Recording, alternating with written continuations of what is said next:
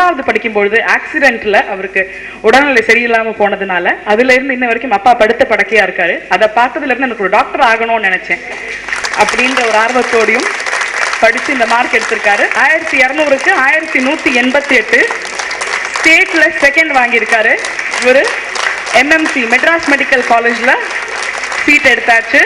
Cardiologist ஆகணும்ன்றது அவரோட கனவு அப்படின்னு சொல்றாரு. தமிழ்ல 199 200க்கு 199 மதிப்பெண்கள் எடுத்து மாநில அளவுல அவங்க தமிழ்னு எடுத்தீங்கன்னா ஸ்டேட் டாப்பர் அவங்க தான். அம்மா சின்ன வீட்டு வேலை செய்யறாங்க. சார்ட்டர்ட் அக்கௌண்டன்ட் ஆகணும். அவங்க சென்னை மாநகராட்சி பள்ளியில முதல் மாணவி. காயிதே மெதத்துல சேர்ந்திருக்காங்க. இப்போ அப்பா கிடையாது, அம்மா மட்டும்தான். ஆனா எனக்கு படிப்பு மேல இருக்கிற வெறி, நான் நல்லா படிப்பேன் அப்படின்னு சொல்றாங்க கலைமணி.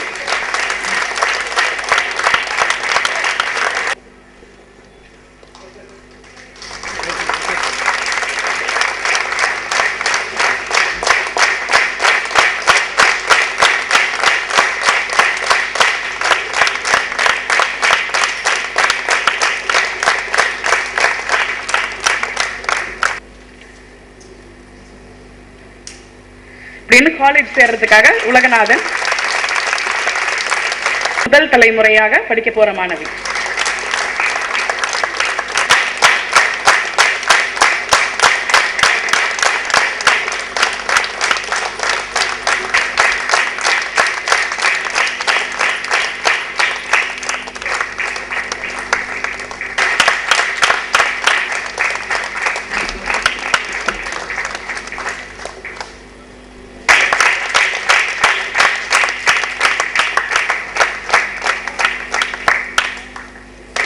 படிக்கணும்.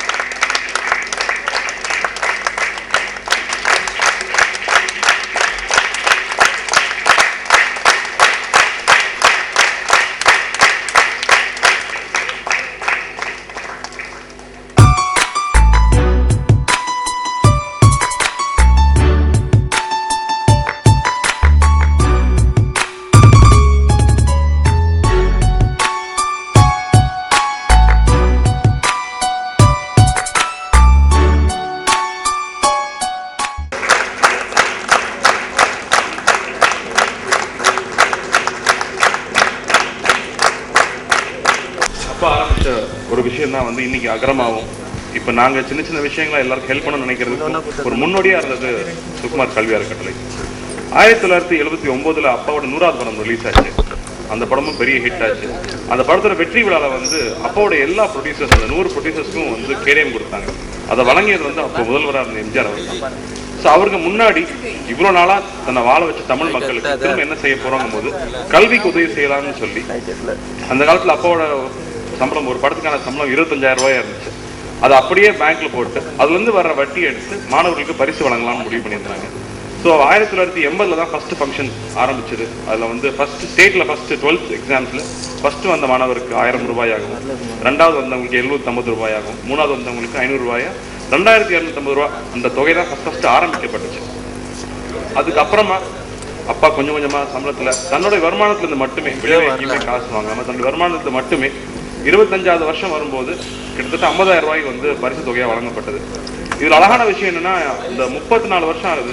இந்த 34 வருஷத்துல எல்லா மாணவர்களும் தவறாம வந்து பரிசுகள் நேரில் வந்து வாங்கிட்டு போயிருக்காங்க. ஒருத்தர் மட்டும் அவங்களுடைய பாட்டி தவறியதால வர முடியாம போச்சு. பட் அப்பா மேல இருக்கிற அன்புலையும் மரியாதையிலும் ஒவ்வொரு வருஷமும் வந்து வாங்கிட்டு போறாங்க. அதுதான் வந்து மிகப்பெரிய சந்தோஷமான ஒரு விஷயம். 2005 வந்து அகரம் ஃபவுண்டேஷன் வந்து சுகுமார் கல்வி அறக்கட்டளையுடைய இந்த ஃபங்க்ஷன் எடுத்து நடத்த ஆரம்பிச்சதுக்கு அப்புறமா அண்ணா வந்து தொகையை இன்னும் ஜாஸ்தி பண்ணியிருக்காரு. ஸோ 5 லட்ச ரூபா வந்து தொகைகள் வழங்கப்படுது. இந்த வருஷத்துல இருந்து 5,50,000 வந்து உயர்த்தியிருக்காங்க. இப்போ பார்க்கும்போது அகரம்ல இருந்து இவ்வளோ ஸ்டூடெண்ட்ஸ் வரும்போது இந்த ஃபங்க்ஷன் வந்து இன்னுமே பெரிய குடும்பமான மாதிரி தான் தோணுதே தவிர வந்து ஒரு பெரிய இன்ஸ்டிடியூஷன் ஆன மாதிரி தெரியல எனக்கு. இன்னுமே பெரிய குடும்பமா சந்தோஷமா இருக்கு எல்லாத்தையும் பார்க்கும்போது. பவானி வந்து பேசும்போது அவ்வளோ ஹாப்பியா இருக்கு. டிகிரியும் முடிச்சாச்சு, அடுத்த லெவல் போறாங்க. நிறைய பேருடைய வாழ்க்கை இங்க மாறி இருக்கு. அதுக்கு வந்து அகரம் ஒரு வழியா இருந்தது வந்து ஆண்டவனுடைய ஆசீர்வாதம் தான் நான் நினைக்கிறேன். ஸோ அதில் இருக்கிற வாலண்டியர்ஸ்க்கும் சரி, அதில் ஃபங்க்ஷன் பண்ற எல்லாருக்கும் என்னுடைய வாழ்த்துக்கள் நன்றியும் தெரிவிச்சுக்கிறேன். அதே மாதிரி இந்த ஃபங்க்ஷன் இன்னும் பெருசாகணும், இன்னும் நிறைய பேருக்கு வந்து இந்த விஷயங்கள் போய் சேரணும். அப்போ நிறைய அறிவுரைகள் சொல்லுவாங்க எங்களுக்கு. அதில் முக்கியமாக 2 விஷயம். கல்விங்கிறது எப்பவுமே ரொம்ப முக்கியம். அடுத்தது ஒழுக்கம். ஸோ ஸ்டூடெண்ட்ஸ்க்கு நான் சொல்லிக்கணும்னு நினச்சா வந்து நல்லா படிச்சிருவோம், நீங்களாம் நிறைய மார்க் வாங்கிடுறீங்க, 2000க்கு 2000 வாங்குற அளவுக்கு எல்லாரும் படிக்க ஆரம்பிச்சிட்டீங்க. பட் இன்னொரு விஷயம், ஒழுக்கம்ங்கிறது இருந்தால் எங்கே போனாலும் தலை நிமிர்ந்து நிற்க முடியும் அப்படிங்கிறது அப்பா எங்களுக்கு சொல்லிக் கொடுத்தது. அதை நான் இங்கேயும் சொல்லிக்கிறேன். இந்த விழாவுக்கு வந்து அனைவருக்கும் நன்றி. தேங்க்யூ.